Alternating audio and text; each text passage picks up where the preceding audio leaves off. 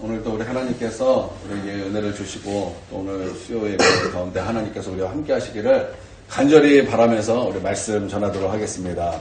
예전에 집 근처에 잠깐 주차를 해놨는데 전도사님이었던 것 같아요. 전사님이 전화가 왔습니다. 목사님 큰일 났습니다. 무슨 일이야 그랬더니 목사님 차를 누가 긁었습니다. 전화가 왔습니다. 그래서 나가봤더니 좀 많이 박으셨더라고요. 긁은 정도가 아니라 완전히 박으셨어요. 그래서 그 현장을 딱 보고서 권사님하고 전사님이 보고 저한테 막 전화를 했던 적이 있었습니다. 그래서 그 아저씨가 막 안절부절하고 어떡하지 하면서 쩔쩔 매는 거예요. 그래서 제 차도 이렇게 썩 깨끗한 차가 아니었기 때문에 기수도 원래 워낙 많이 났고 그래가지고 이 정도면 괜찮습니다. 사람 안 다치면 됐죠. 그리고 가셔도 됩니다. 그리고 제가 그냥 착한 마음에 보내드렸습니다. 그런데 그것을 저희 이제 근처에 전파사 아줌마가 바로 앞에서 이렇게 같이 이렇게 보고 있었어요.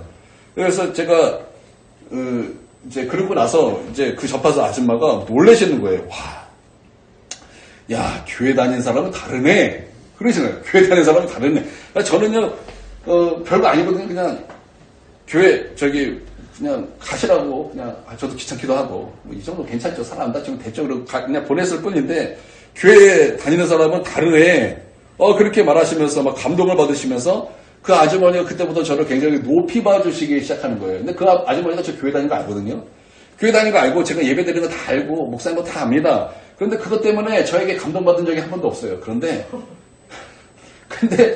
제 차를 받고 나서 그냥 보낸 거를 보고서 와 교회 다니는 사람은 다르네. 그래서 저에게 큰 감동을 받더라라는 거예요. 제가 그 순간 세상에 소금이 되었고 그 순간 세상에 빛이 돼서 우리 하나님 앞에 영광을 올려드렸습니다. 우리는 신앙생활을 합니다. 우리 저녁 중보기도 나오고 또 시간 또 되시는 분은 오전 중보기도 나오고 또 우리 지금과 같이 수요 예배도 나오고 또 우리가 주일 예배도 드리고 이렇게 우리가 신앙생활을 합니다. 이거 너무나 중요한 거죠. 또 어떤 직장생활 하시는 많은 분들 중에서는 이렇게 직장에서도 이제 신앙생활을 합니다. 그래서 직장에서 하는 게 신우회 그런 거죠. 신우회. 그래서 신우회에서도 활동 열심히 하시는 분도 있습니다. 여러분 이렇게 이 정도로 신앙생활하면 세상에 감동받을 것이다라고 생각이 좀 들기도 한데 여러분 이런 것으로는 사실 세상이 우리에게 감동하지 않습니다. 구분한다면은 신앙생활과 일상생활이 있으면 여러분 이 세상 사람들은요 우리가 생각하는 이런 신앙생활보다 오히려 일상생활에 오히려 더 임팩트가 있게 세상 사람들이 그것을 바라본다라는 것입니다. 우리가 생각하는 것과 세상이 생각하는 것 다르다라는 것입니다. 어떤 신앙 좋은 대기업의 팀장님이 있었습니다. 이분은 이제 상무님이었는데요. 이제 직원들과 같이 이제 식사를 이제 하게 되었습니다. 그래서 골목을 가려는데 골목이 좁더래요. 그래도 보니까 갈만한 것 같아서 이제 차로 이렇게 막 슬슬슬슬 가다가 그만 살짝 긁히는 소리가 난 거예요. 살짝 우리가 옆에 차 긁으면 소리 나잖아요. 그래서 살짝 긁히는 소리가 났더라는 것이 안 날 수가 없죠.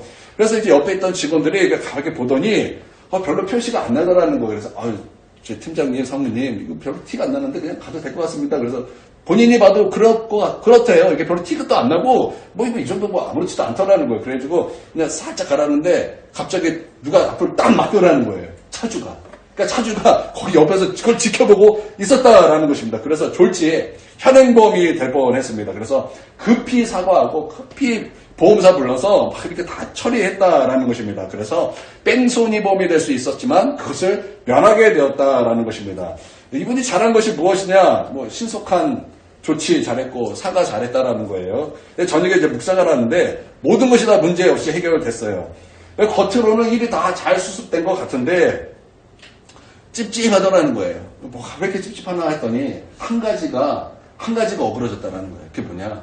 하나님 영광 가린 거.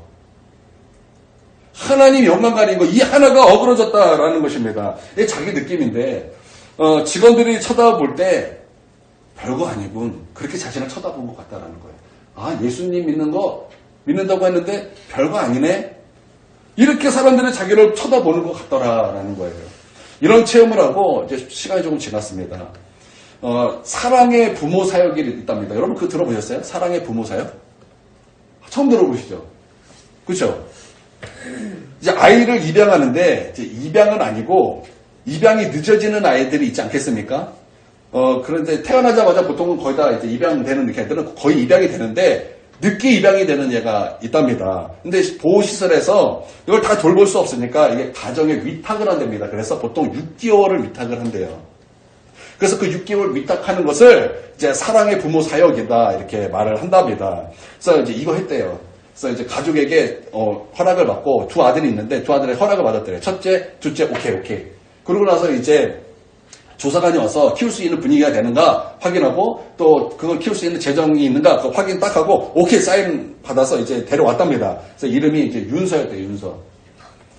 이제 6개월을 키워준다고 이제 열심히 이제 6개월 동안 이제 키우게 되었습니다. 근데 알다시피 키우다 보면은 정이 들잖아요. 정이 듭니다. 그래서 이제 5개월째 되니까 우리 이 아이 키우자고. 우리 딸도 없는데 우리 이렇게 키우자고 이렇게 말들이 딱 나오게 되더라는 거예요. 근데 이분이 40대 후반이니까 고민이 되더라는 거예요.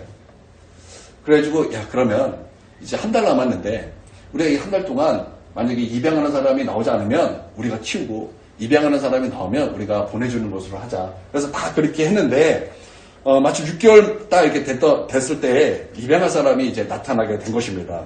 그래서 입양하는 분이 이게 두 가지래요. 뭐 공개 입양을 할 거냐, 비밀 입양을 할 거냐. 그래서 비밀 입양을 하면은 이제 알 수가 없는 거예요. 공개하면 이제 다 만날 수도 있고 뭐 그렇게 하는데 이제 비밀하면 이제 알 수도 없고 만날 수도 없답니다. 그래서 비밀 이제 입양을 해서 더 이상 이제 그 아이를 만날 수도 없고 알 수도 없게 되었다라는 것입니다. 그래서 이제 다시 윤서를 다시는 볼 수 없게 되었다라는 거예요. 얼마나 가정에 슬픔이 오는지 아이들이 헛소리를 하더라는 거예요. 윤서야. 그러면서 헛소리를 막 하기 시작하더라는 거예요. 너가 거기서 점점점점 그러면서 막 헛소리를 하고 막 가정에 슬픔이 오고 괴로움이 오고 아픔이 있더라는 것입니다. 그래서 이제 두 번째 이제 사랑의 부모 사역을 또 했다라는 거예요. 그래서 또 이제 세 번째 사랑의 부모 사역을 했다라는 것입니다. 그래서 어제 할 얘기가 있어서 이제 직원들에게 이제 이런 얘기를 이렇게 쭉 했더니 직원들이 눈빛이 달라지더라는 거예요. 그러면서 교회 다니시는 분은 뭔가 다르네요. 그러더라라는 것입니다.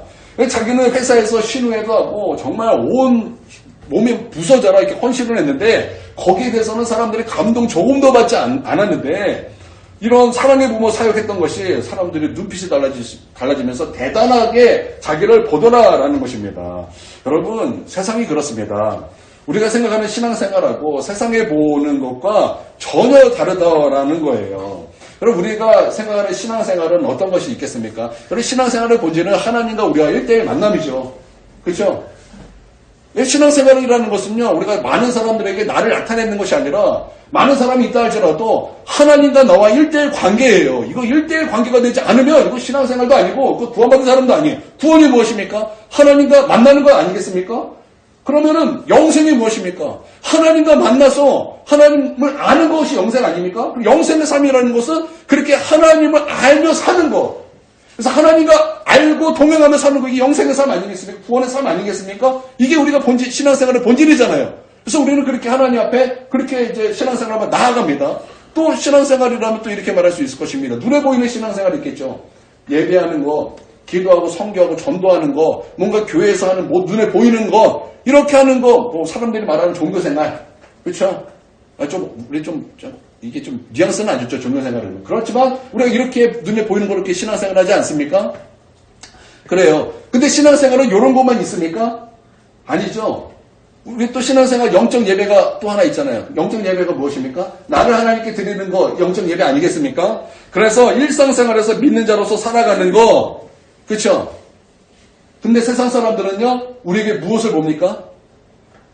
세상 사람들은요, 알지 못하기 때문에 우리 본질을 알지 못해요. 그래서 사람들은 그것을 우리에게 보는 게 아니에요. 사람들은 우리에게 무엇을 봅니까? 믿는 자로서 이 세상에 살아가는 그리스도인의 모습을 본다라는 거예요. 그래서 그것을 볼 때 사람들은 우리에게 감동을 받기도 하고 그 모습을 보고 실망도 하고 그 모습을 보면서 우리를 판단하더라라는 거예요. 그래서 실제적으로 세상에 영향을 주는 것은요, 믿는 자의 일상생활입니다. 여기 13절에 뭐라고 말씀하고 있냐면 너희는 세상의 소금이니 이렇게 말씀하고 있어요. 또 14절에 보면은 너희는 세상의 빛이니 말씀하고 있어요. 이 말씀은요, 너희가 교회의 소금이니라고 말하는 것이 아니에요. 이 말씀은 너희는 세상의 소금이니라고 말하고 있는 거예요. 너희는 교회의 빛이니라고 말하는 것이 아니에요. 너희는 세상의 빛이니라고 말씀하고 있는 것입니다. 우리가 흘러넘쳐서 세상에 영향을 미치는 것은 우리의 일상생활을 통해서 영향을 미친다라는 것입니다. 소금 맛이 짜잖아요. 그렇죠? 사실 그게 본질이죠. 사실 그게 본질이죠. 우리가 하나님의 관계가 본질이죠. 이 짠맛이 세상으로 흘러가야 되는 거죠. 여러분, 이것은요, 어떤 행위를 말하는 건 아닙니다.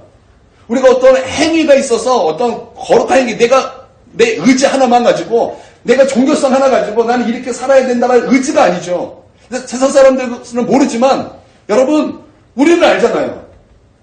우리는 알잖아요. 여러분, 우리에게 이런 본질이 있어야 된다는 것입니다. 이 본질에서 이 세상에 영향을 끼치는 소금이 나오고 세상에 영향을 끼치는 빛이 될 수 있다라는 거죠. 제가 신학교에 막 들어갔을 때, 그때는 이제 제가 이제 세상 막 살다가 이제 막 은혜 받고 얼마 막 안 돼서 이제 신학교에 들어갔습니다. 제가 나름대로 기도도 많이 하고, 나름대로 말씀도 많이 읽고, 나름대로 하나님의 뜻이 무엇인지 그것도 늘 구하며 살았기 때문에 뭔가 내 삶이 하나님 기뻐하실 것이다. 어떤 역경이 온다 할지라도 넉넉하게 이길 수 있을 것이다. 막 이제 그런 생각, 자부심이 있었어요. 근데 그것이 한 방에 깨진 적이 있어요. 신학교 들어와서 이제 첫 번째 시험을 보는데, 이제 신학교는 신학교가 있었던 것이 아니라 교회 음악과도 있고요. 무슨 뭐 사회복지과도 있고, 제가 오늘 학교에 들어가 봤어요. 제가 다녔던 학교에. 그랬더니 과가 많이 생겼더라고요. 이제 실용음악과도 생겼더라고요. 실용음악과, 무슨 찬양, 사역, 무슨 과가 많이 생겼어요. 별 희한한 과가 뭐 알지 못하는, 뭐 처음 보는 과가 막 있더라고요.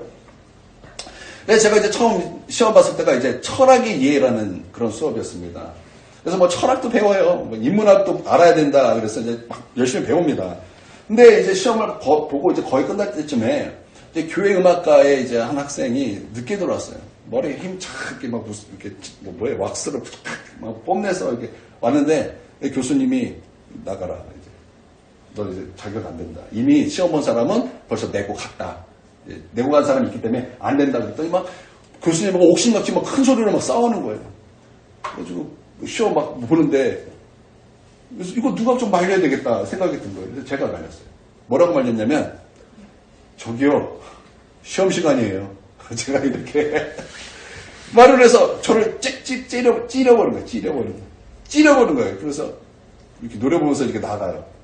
그래서 이제 시험 다 보고, 이제 신나해지고 이제 딱 나가는데 저를 기다리고 있었던 거예요. 그러면서 저한테 뭐 욕을 하는 거예요. 소새끼 말새끼. 네가 나를 아냐고 그러면서 막 욕을 하는 거예요. 어린 거 알거든요, 저보다. 그래서 나이도 어린 거에 좀 조심하시죠. 그랬더니 나보다 나이 많으면 아저씨네. 그러면서 뭐 있는 대로 욕을 하는 거예요. 근데 여러분도 아시다시피 제가 군대에 있을 때 태권도 선수였잖아요. 태권도 선수였잖아요. 그와 나의 거리는 발차기 한 방이에요. 그와 나의 거리는 한 방의 KO 거리. 막 부들부들 떨리는 거예요. 그래서 근데 거기 넘어가는데, 거기 걔하고 이제 어울리는 애들이 나를 지나가는데 뭐 저를 조롱하는 거예요. 근데 저뿐만 아니라 저와 함께 있던 주변에 있던 신학생들이 갑자기 막 열이 받아가지고 막 싸움이 벌어지기 직전까지 한 거예요. 그러다가 불사 막 기도적으로 달려갔어요. 그래서 하나님 앞에 막 회개하는데 이미 벌어진 일을 어떻게 합니까? 이게 회복도 안 되고 기도도 안 되고 막 이게 완전히 무너져 버린 거예요. 그래서 제가 이것을 놓고 진짜 한 달 동안 하나님 앞에 회개하고 또 회개하면서 이 문제를 놓고 하나님 앞에 막 기도했어요. 기도하면서 내가 하나님 이 관계는 뭐가 맞는지 모르겠지만 하나님 내가 그에게 용서를 구하겠습니다. 그리고 내가 그에게 찾아가서 용서를 구했어요. 용서를 구했습니다. 제가 하나님의 은혜가 아니었으면은 제가 불가능했을 거예요. 이 하나님의 은혜가 없었다면 나는 그에게 달려가서 날라차기를 했을 거예요. 그런데 하나님의 은혜가 있었기 때문에 저는 우리 하나님 앞에 엎드려 기도하며 그 은혜가 나로 하여금 용서를 구하는 자리로 이끄셨다라는 거예요. 그러니까 내가 저보다 이제 25살에 들어갔는데, 20살, 말하면 21살 애들 잔뜩 있잖아요. 이제 대학교 막 올라니까. 그 전에 내가 우리 동기 애들한테 조금이라도 감동을 주면 하나도 없어요. 저 기도 많이 하는 거 애들 다 알아요. 그런데 그것이 그들에게 조금도 감동이 되지 않았어요. 그런데 내가 가서 그게 용서를 구하는 그 모습을 보니까 거기에 애들이 감동을 받더라는 거예요. 그러니까 여러분, 사람들이 감동을 받는 것은요, 세상에 소금이 될 때 감동을 받고 세상에 빛이 될 때 사람들이 감동을 받으며 살아계신 하나님 앞에 영광을 올려드리더라 라는 거예요. 그러니까 우리는요, 교회의 소금이 되는 것이 아니에요. 교회의 빛이 되는 것이 아니에요. 세상의 소금이 되어야 되는 것이고 세상의 빛이 되어야 된다는 거예요. 우리 예수님께서 말씀하시기를 너희는 교회의 빛이다, 너는 교회의 소금이다 말하는 것이 아니에요. 너희는 세상의 소금이 되어야 된다, 세상의 빛이 되어야 된다, 그렇게 말씀하고 있다라는 것입니다. 할렐루야. 예전에 우리 수진동에서 우리 처음 개척할 때 그 교회 자리였었거든요. 그 자리가 이제 광명교회라는 교회였습니다. 그곳에 이제 저희 어머니가 그곳에 다니셨었어요. 그곳에 저도 이제 몇 번 같이 기도하러 많이 갔었습니다. 근데 처음에 이제 되게 좋으신 분인 줄 알았어요. 좋으신 분인 줄 알았는데, 이게 사모님이 살짝 이상하신 거예요. 어떻게 이상하냐면, 사모님이 목사님의 사랑을 받지 못해서, 그 목사님의 그 사랑을 갈구하며 사는 거예요. 그래서, 목사님에 대한 미움, 애증, 그리고 분노, 그리고 누군가가 목사님에게 다가오는 것에 대한 질투, 이것에 휩싸여 살면서 귀신이 거기 틈타버린 거예요. 그래서 그분이 반주를 했는데, 반주를 하면은 주의 보혈 능력이 있도다 이렇게 같이 화합해 드는데, 우리는 주의 보혈 능력이 있도다 하면 반주를 주의 보혈 능력이 있다 낚시를 비비고. 뭔 말인지 아세요? 뭔 말인지 아세요? 우리는 정상적인 박자를 하는데 그분은 막 미친듯이 빠르게 했다는 거예요, 혼자. 재밌습니까? 좀 나중에 많이 이상해지더라고요. 집 앞에 술병도 잔뜩 있고 많이 이상해졌어요. 나중에 사모님이 이제 우리 집에 찾아왔어요. 찾아와가지고 그분이 저희 어머니보다 나이가 많이 어리거든요. 그런데 저희 집에 오더니 난동을 부리시는 거예요. 저희 어머니한테 교회 오지 마 그러면서 욕을 하면서 소리를 지르는 거예요. 그때 저희 어머니는 가만히 계십니다. 가만히 계세요. 제가 그 사모님을 가만히 옆에서 이렇게 보고 있자니 이거는 영락없이 귀신 들린 거예요. 그래서 내가 갈등했어요. 내가 예수님의 이름으로 쫓아내야 되는 것인가? 아니면은 어떻게 되는 것인가? 제가 그런 걸 처음 경험해가지고 어떻게 되는지 막 난감할 때 저희 어머니가 그 아들에게 전화를 해주고 너희 엄마가 여기 계시니까 어머니 데려가라. 아주 그냥 부드럽게 얘기를 하시고서 입을 확 다보시고 가만히 계시더라는 거예요. 그러고 나서 이제 그 사모님이 저렇게 착 째려보더니 노려보더니 엄마 닮아서 한 상 깔아야겠네. 진짜 그랬어. 진짜 딱 이렇게 노려보면서 엄마 닮아서 한 상 깔아야겠네. 그래서 아들 오니까 나가다.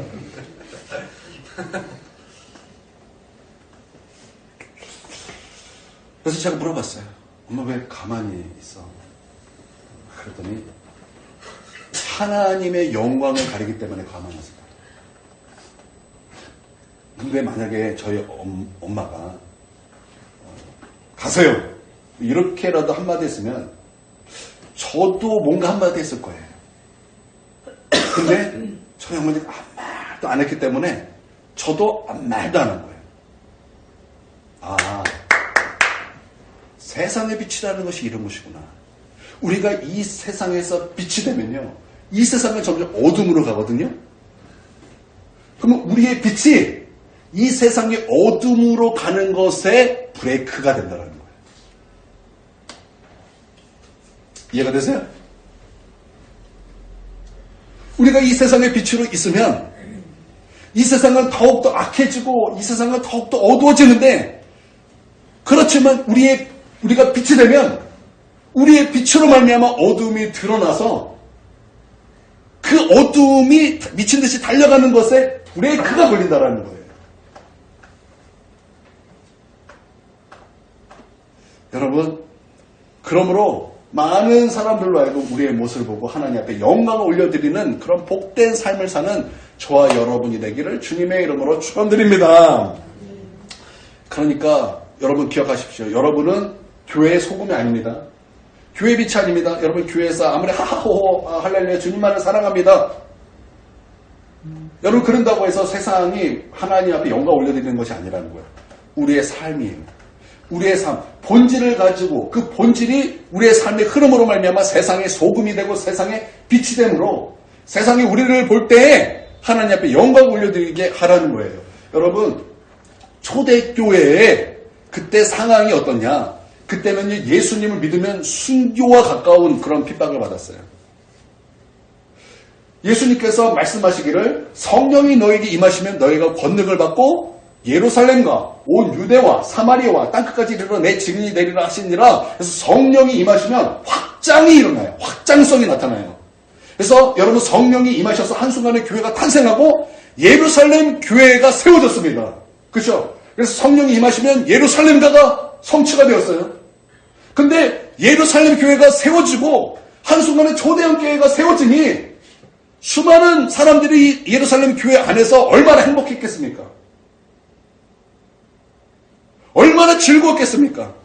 제가 생각하건데 제가 다녔던 교회는 어렸을 때 다녔던 교회는요 한 200명 됐던 것 같아요. 제 생각에. 근데 청년만 120명이었으니까 모르겠어요. 몇 명인지. 하여튼 청년만 120명인 교회였어요.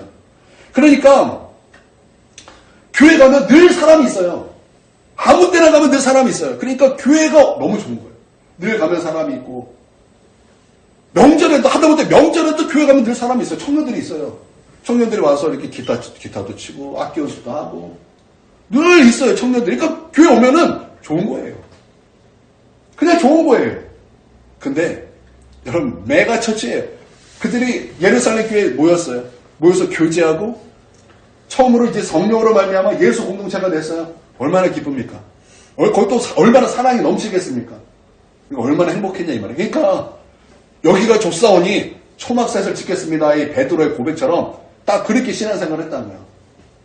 그런데 하나님께서 어떻게 그 다음 뭐예요?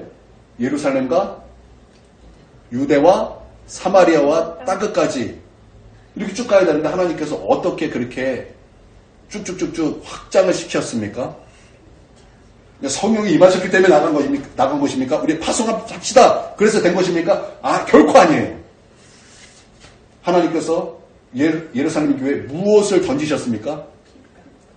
박해와 핍박을 던지셨어요. 그래서 그들의 사도 외에는 다 흩어지게 하셨어요. 흩어짐으로 말미암아 빌립은 사마리아로 가고 또 누구는 유대로 가고 또 누구는 열방으로 가고 할렐루야.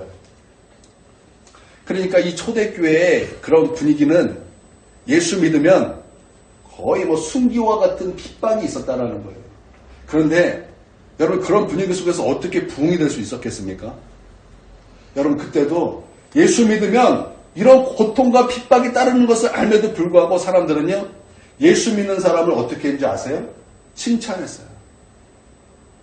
칭찬했단 말이에요. 과연 사랑하는 사람들은 그리스도인이다. 이게 초대교회의 기독교인에 대한 인식이에요. 아무도 사랑할 수 없는 그 사람을 사랑할 수 있는 사람은 그리스도인뿐이다. 많은 사람들이 그리스도인을 향해서 그렇게 생각했기 때문에 그리스도인은 어디 가나 핍박의 대상이었지만 동시에 칭찬의 대상이었어요. 그러므로 사람들은 뭔가 있긴 있구나.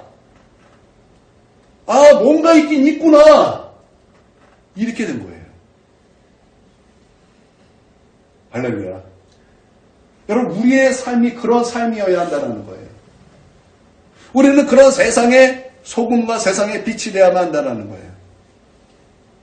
그렇기 때문에 여러분 분명히 아십시오. 우리는 교회 안에서만 신앙이 아니에요. 여러분 바깥에 나가면 난 예수님 예자도 안 꺼내. 그게 아니에요. 여러분 초대교회는요. 어딜 가나 우리 항상 입술에는 그리스도가 항상 고백이 되었어요. 그래서 그리스도인은요. 원래 그리스도인이라는 말이 없었어요. 하도 예수님 믿는 사람은 어디 가나 그리스도 하니까 저들은 맨날 예수님 얘기만 한다. 그리스도 얘기만 합니다. 저들은 그리스도입니다. 이게 조롱의 말이었어요. 마치 우리나라 말로 말하면 예수쟁이. 저 사람 예수쟁이다. 예수쟁이다. 근데 그게 이제 처음에 한 곳에는 불지만 나중에는 보편적으로 불리는 예수 믿는 사람들을 향한 그런 말이 되었어요.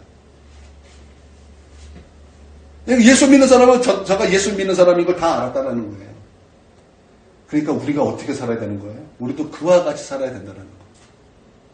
그러니까 여러분 이 세상에서 살 때 여러분 많은 사람들이 우리를 보고 하나님 앞에 영광을 올려드리는 삶을 사십시오. 그래서 정직하게 사세요.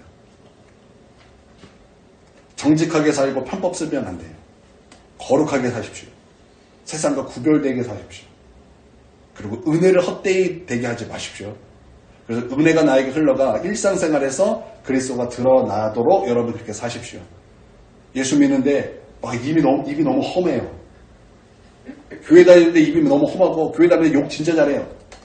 선생님 베드로가 욕해요. 이름이 베드로도 있고 이름이 요한도 있잖아요 요즘에. 근데 애들이 선생님 요한이 욕해요. 선생님 베드로가 욕을 해요. 요즘에는 이제 그렇게 안 하고 이제 이런 뜻 하율 뭐 있죠 이런 거 하엘 하혼 이제 이게 예수 믿는 이름이거든요 이거 다. 그러니까 하율이가 욕해요 그러면 이거는 큰일 나는 거예요. 하율이가 욕을 해요 이거 큰일 나는 거예요. 하온이가 도둑질했어요. 이건 큰일 나는 거예요. 여러분 우리 그리스도인입니다. 여러분 우리 그리스도인입니다.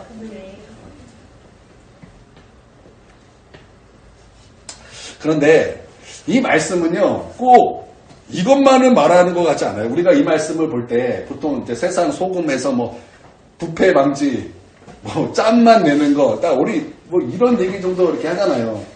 그런데 우리가 여기에서 좀 더 좀 살펴볼 말씀이 있습니다.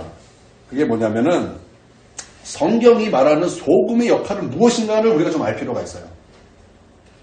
왜 예수님이 하고 많은 것 중에 뭐 일상생활에 늘 쓰는 거니까 뭐 이렇게 말했다고 할 수 있지만 여러분 항상 용례를 살펴볼 필요가 있어요. 이 단어를 다른 곳에서 어디서 썼는가를 우리가 성경에서 살펴볼 필요가 있다는 거예요. 그리고 성경은 소금에 대해서 어떤 의미를 갖고 있는가를 또 살펴볼 필요가 있는데요. 여러분 성경에서 소금이라는 의미는 어떤 의미일까요? 오줌을 싸면은 뿌리는 그런 거 아니고 성경에서 소금이 의미하는 것. 이 정도는 여러분 이해하면요.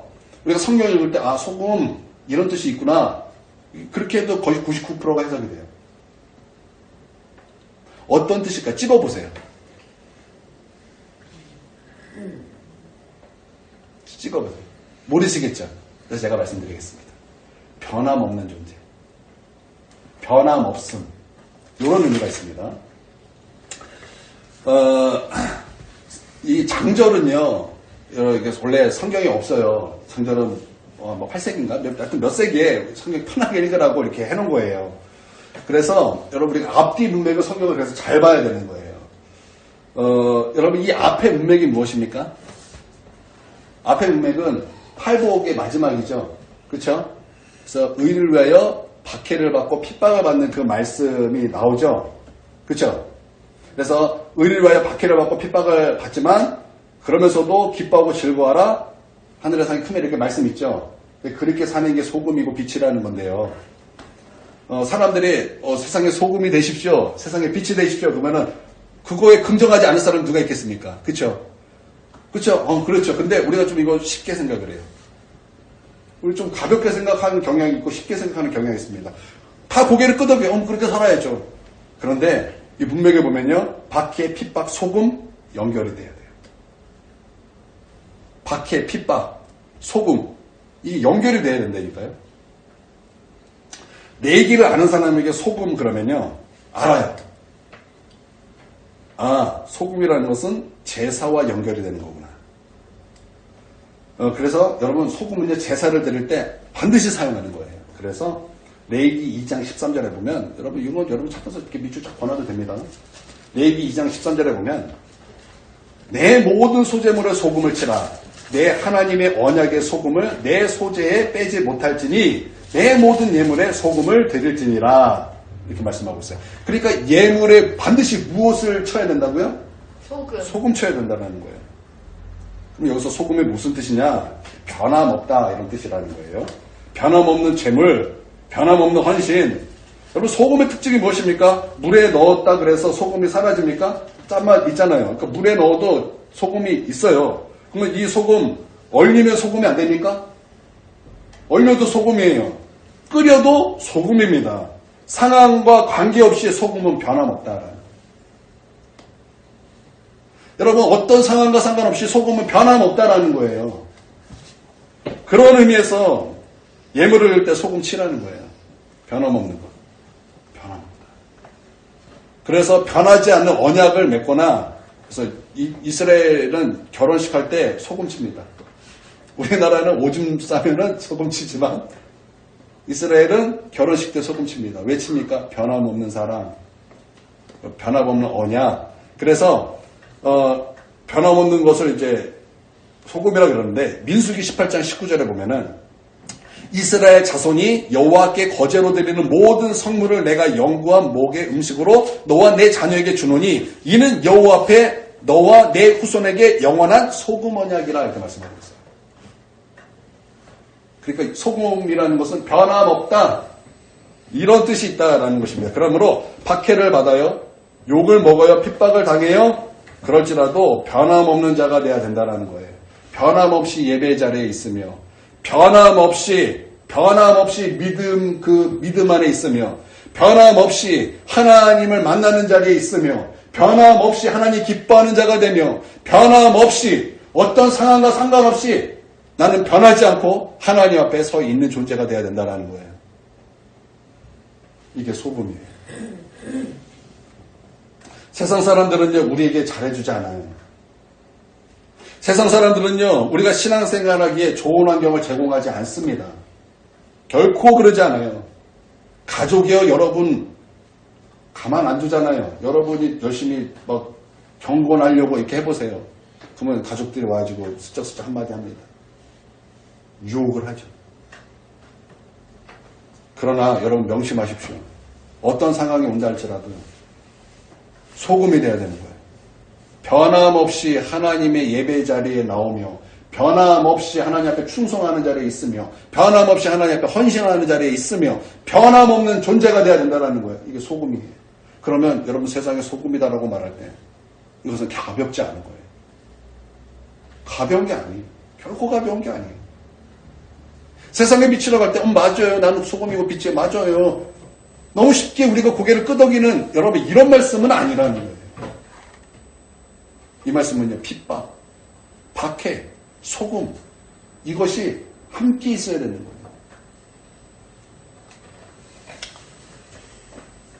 그러면 이 세상 사람들이 막 우리에게 이렇게 막 어떻게든 너는 막 이렇게 박해하고 핍박하고 그래서 우리가 어떻게 타협했어요. 타협해서 세상 사람들 말대로 따라가줬어요. 그러면 세상 사람들이 그러면 그렇지 너는 우리 편이야 그리고 막 우리를 반겨줄까요? 이것도 명심하십시오. 여러분 세상 사람들이 여러분의 믿음을 흔들고 여러분을 유혹해서 여러분이 세상에 넘어가고 여러분의 가족에게 넘어가고 누군가에게 넘어갔어요. 그러면 여러분은 환영하는 거 아닙니다. 그것을 성경은 우리는 맛을 잃어버렸다 이렇게 표현하는 거예요. 맛을 잃어버렸다. 그리고 세상 사람들은요 우리를요 우리 편 아니에요. 넌 소금 너는 믿는 자도 아니야. 그래서 믿는 자를 유혹할 때 예화로 쓰이게 됩니다.